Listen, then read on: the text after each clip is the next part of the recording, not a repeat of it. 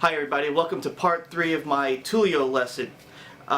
So the past 2 videos I went through what I would consider really the bulk of the song, and we're going to have a lot of chords today, but only a handful of them are going to be unique. Other parts of the song are actually going to be in the other video, specifically the second video. Alright, so we got a lot of chords, let's just get started. Alright, so the last video I left off at this F major add 9 chord. Now the chord after that, where we'll start today, is, which is a first inversion A major 7 chord. You can kind of think of this as like a C sharp minor with a flat 13, but this is really just a pretty average, pretty common major 7 chord. So A major 7. Now we take that same voicing and now we're going to play it on the next group of strings below, and now we're playing E major 7, that's the next chord. First inversion E major 7. Then we take that same voicing again, now we go to B on the root now on the G string. So we got B major 7, first inversion. Now it goes to this D flat 6 chord, D flat major 6. And then B major 6. Now this chord is really tricky to play. I don't know if you can even see with my fingers. It's because of the stretch in between your middle and third finger. This is really tough. It's really, you can think of this as a first inversion. If I go to D flat 6, you can think of this as a first inversion B minor 7 chord, B flat minor 7 chord. And when it goes to B, you can think of it as an A flat minor 7 chord. But the way that this is voiced to me with this major triad right here, and then just adding the 6 in the middle, to me makes the most sense of thinking of this as a 6 chord. Now, if you don't want to play it like this, the only other way that you can really play it is you can put it on the lower strings, and like this. So here's D flat 6, and then you can go to B6. Now, I'm pretty sure this isn't the exact way that Allan plays it on these strings. Why? Because after this it goes back to B flat minor 7 sharp 5. Now, this part of the song pretty much starts where video 2 is, I believe. Yeah. So we have B flat minor 7 sharp 5, back to D major 7.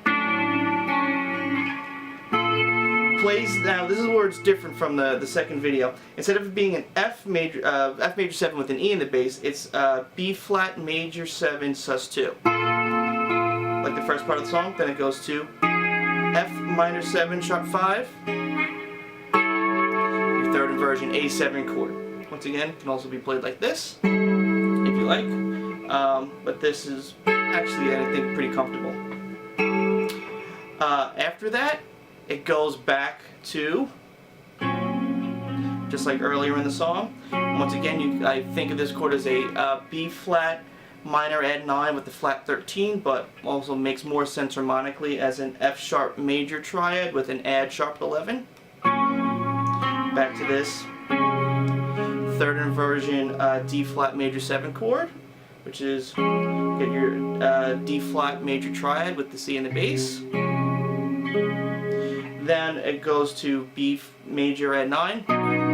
It's just like the other part. Then, which I think of as an F sharp minor add 11. Now this was interesting. This only occurred to me Saturday after I did my previous video. I was talking to a student about this chord, the minor that's used in Pod Wood, this A minor 6/9 chord. I was thinking about, well, what's the major version of it? Well, you take the C and you go to C sharp, and oh, I didn't even think of this chord. You can also think of it as an A major 6/9. So just like earlier in the song, this you can also think of as a G major 6/9. So for me, it doesn't really make a difference what chord this is, because actually both of them kind of make sense. But since Allan thought of everything sort of in a minor sense, I think it's probably easier overall to think of it as a F sharp minor with an add 11. So just to reiterate, once again, we starts back over like earlier in the song.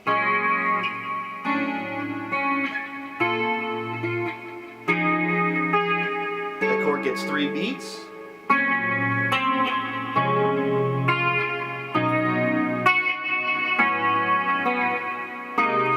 C minor 7 sharp 5, E major 7. Now this is where it differs, and then pivots to a completely different part and goes to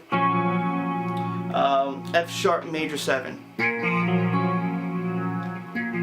Once again, you can think of it as a B flat minor with a flat 13, but once again, first inversion, F sharp major 7 chord. Now the next chord after this, you take the same shape, you move it a half step down to, with I guess your middle finger on the A string, on the A note, on the E string, and then you actually play this open with the open E and B string, and you go. So this is an F, probably an F major 9, the sharp 11. Yeah. You got your major 7 here, got F major 7 with your sharp 11, F major 7 sharp 11. Yeah, there's no G in there. Then after that chord it goes to, you can think of this chord as a major triad with an F in the bass. But to me, I would consider this a F major 7 sharp 5 chord. This chord, oh, by the way, I should mention this chord gets held up for 4 measures. Then once it goes to this F major 7 sharp 5, gets held out for 2 measures. Then that chord gets put down a whole step. And now you have E flat major 7 sharp 5, or G major with an E flat in the bass. Then it goes to, now this chord, I'm not 100% sure on, because what I hear, it sounds like this. It sounds like an A major add 9 chord. That's like earlier in the song. Same sort of voicing. When this part gets repeated again in the second half where Steve Hunt solos over, I don't hear the A in there. I hear it almost as a C sharp minor 7 chord. Now, in the sheet, in the lead sheet that Steve Hunt gave me, he has the chord written as A major with an E in the bass, but I don't really hear that. So I'm not 100% sure what's really going on here, and it's very hard to hear, but I think this is as accurate as it's going to be. And now, the next chord I also had some issue with. In Steve Hunt's, in his lead sheet, he had an E minor 7 with a 9 underneath it, and I thought of that as an E minor 9, and I'm thinking my first instinct was this chord. This is one of Allan's favorite minor add 9 chords, but it doesn't sound like this. What it sounds like to me is this, which is almost like a G major 7 sus2. But I don't know if the open E string is being played. The open E is, that E is totally in there from the bass. So I'm thinking that the best way to attack this chord is to play, basically play like a E minor 11. So you're playing the G major 7 sus2 chord with an E in the bass. So you've got E, G, A, D, and F sharp. D major triad with a G and E in the bass. Then from there it goes to, which is a A flat major 7 sharp 5, or C major with an A flat in the bass. And then you move that up a whole step, and you've got D major with a B flat in the bass, or B flat major 7 sharp 5. And that's it. So I'll play through what we did today as quickly as possible. And yeah. So starts off with this chord.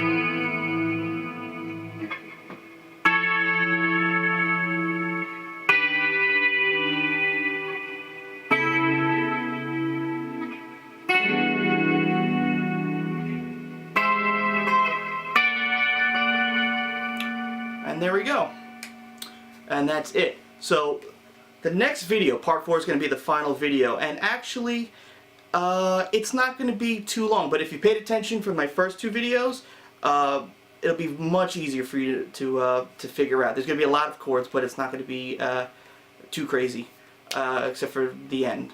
And that's it for today. So thanks again for watching the videos and for all the likes and the love, and I'll see you next time.